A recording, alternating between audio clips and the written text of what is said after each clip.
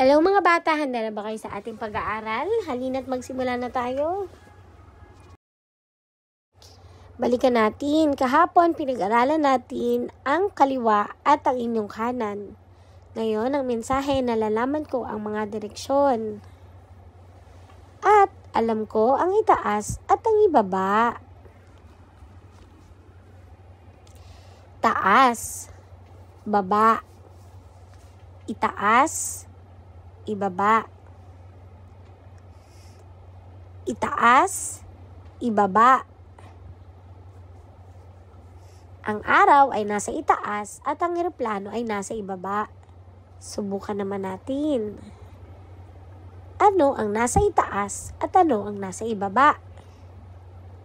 Dito kaya sa larawan na to, ano ang nasa itaas at ibaba?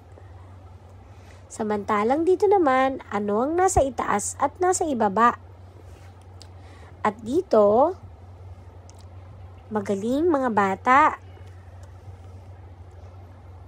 Tingnan naman natin tong larawan na to. Ano ang nasa itaas at nasa ibaba? Ulitin natin, ano-ano ang mga bagay na nasa itaas at nasa ibaba?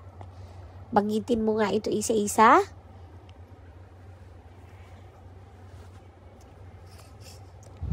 Ngayon, oras na para sa gawain. Kulayan kung ang bagay ay nasa itaas o nasa ibaba.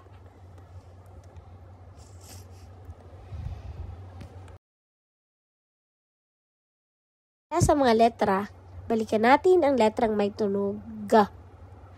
Ano-ano ang tunog ng mga letrang to? Ulitin nyo nga mga bata. Ngayon, oras na para bumasa ng pantig.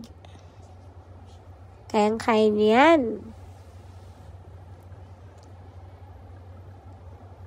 Ito pa, mas maraming pantig. Basahin sa tulong ng inyong mga guro, mga bata. Sa anong pantig nagsisimula ang mga larawan? Ga, gatas. Gu, gulay. Gu, gulong. Ga, gamot.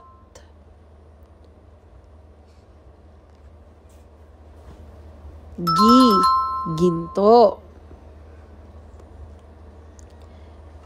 Ga, gabi. Ngayon, oras na para sa gawain. Bilugan ang mga larawan na nagsisimula sa bawat pantig. Pagkilala sa mga bilang. Mga bata, balikan natin ang bilang 10 o 10. Ano-anong kulay ang bilang 10 o 10? Ngayon, oras ng bumilang ng mga bagay. Kayang-kaya niyan mga bata.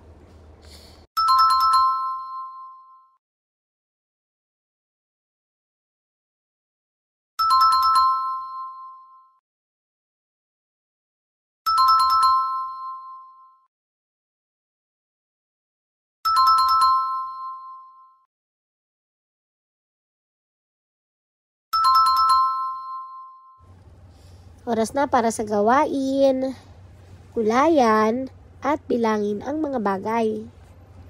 At para naman sa ating wrap-up time, ngayong araw na to, tinalakay natin ang mga bagay na nasa itaas at ibaba. Nagbasa rin tayo ng mga pantig na to at binalikan ang bilang 10. Hanggang sa muli mga bata, paalam!